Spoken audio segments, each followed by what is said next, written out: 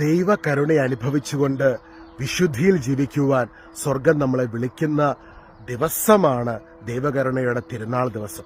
കർത്താവ് കരുണാമയനാണ്. അവിടുന്ന് നിന്നോട് കരുണ കാണിക്കുന്നു.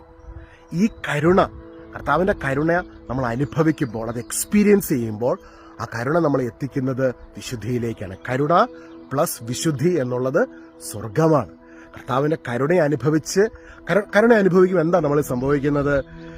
നമ്മളുടെ മനസ്സിന്, ആത്മാവിന് സൗഖ്യം ലഭിക്കുകയാണ്. ഈശോയുടെ കരുണയ്ക്കായി നമ്മൾ വാതിൽ തുറന്നു കൊടുക്കുമ്പോൾ നമുക്ക് തന്നെ നമ്മൾ സൗഖ്യത്തെ നമ്മൾ സ്വീകരിക്കുകയാണ് ഈശോയിൽ നിന്നും. ഈശോയുടെ കരുണയ്ക്കായിട്ട് വാതിൽ തുറന്നു കൊടുത്ത ഓരോ വ്യക്തികളുടെ ജീവിതം എടുത്ത് നോക്കിക്കേ. അവരൊക്കെ വിശുദ്ധരായില്ലേ? മഗ്ദല മറിയത്തിന്റെ ജീവിതം നോക്കിക്കേ, പത്രോസ്ലിഹായുടെ ജീവിതം നോക്കിക്കേ. ആ കരുണയുടെ കീഴിലേക്ക് നമ്മൾ കടന്നു വരുമ്പോൾ ആ കരുണ നമ്മളെ വിശുദ്ധിയിലേക്ക് എത്തിക്കും.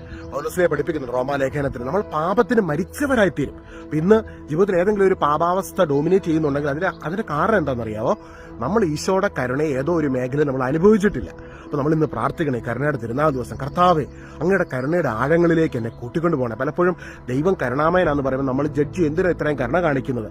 അത് അങ്ങനെ ചിന്തിക്കാൻ പോലുള്ള കാരണം എന്താണെന്നറിയാവോ?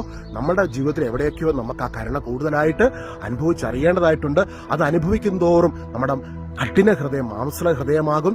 പാപത്തിന് നമ്മൾ മരിച്ചവരായിത്തീരും. ഈശോയെ പോലെ ആകുവാൻ പരിശുദ്ധാത്മാവ് നമ്മളെ സഹായിക്കുന്നതൊക്കെ എങ്ങനെയാ? കർത്താവിന്റെ കരുണ അനുഭവിച്ചറിഞ്ഞ് നമ്മൾ ജീവിക്കുന്നതിലൂടെ. അപ്പൊ ഇന്നേ ദിവസം കർത്താവിന്റെ കരുണയുടെ തിരുനാൾ ദിവസം സ്വർഗ്ഗം നമ്മളെ വിളിക്കുകയാണ് ആ കരുണയെ അനുഭവിച്ച് വിശുദ്ധരായി തീരുവാൻ. God bless you.